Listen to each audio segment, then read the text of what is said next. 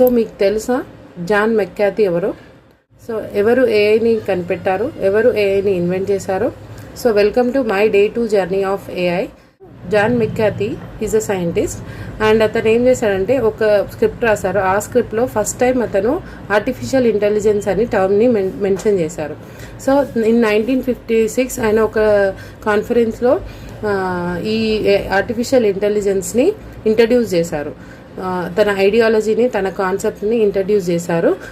That conference is called Dartmouth conference. And అతను believe చేశాడు ఏంటంటే మెషిన్స్ మనుషుల కన్నా బాగా టాస్క్ని పర్ఫామ్ చేస్తాయని, మనుషుల కన్నా బెటర్గా ఐడియాలజీని వర్కౌట్ చేస్తాయని అతను నమ్మాడు. కానీ అప్పుడున్న టైంలో అంటే 1950s ఆ టైంలో కంప్యూటర్స్ అనేవి చాలా పెద్దగా ఉండేవి.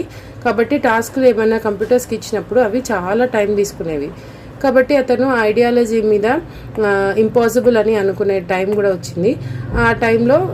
But he believed in his idea. ఆయన విజన్ కానీ, ఆయన మిషన్ కానీ, ఆయన వర్క్ చేసిన విధానం కానీ ఇప్పుడు మనం వాడే ఏఐ అన్నమాట.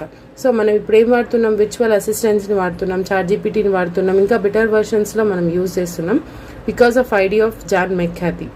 సో ఆయన కాంట్రిబ్యూషన్ ఏదైతే ఉందో తప్పకుండా మనం అందరం రిమెంబర్ చేసుకోవాల్సిందే.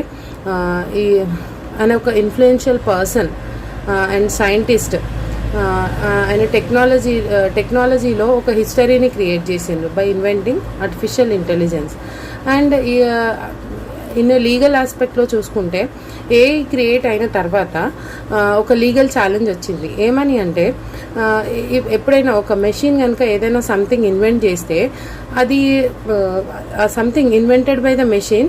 సో అది ఏదైనా తప్పు చేస్తే, అంటే ఏదైనా ఇన్వెన్షన్లో ఏదైనా మిస్టేక్ చేస్తే ఎవరు రెస్పాన్సిబిలిటీ? ఐదర్ మెషినా, లేకపోతే ఆ ప్రోగ్రామ్ని డెవలప్ చేసిన పర్సన్దా, లేకపోతే ఆ కంపెనీదా, లేకపోతే అది తయారు చేసిన పర్సన్దా అనేది ఒక లీగల్ క్వశ్చన్ వచ్చింది.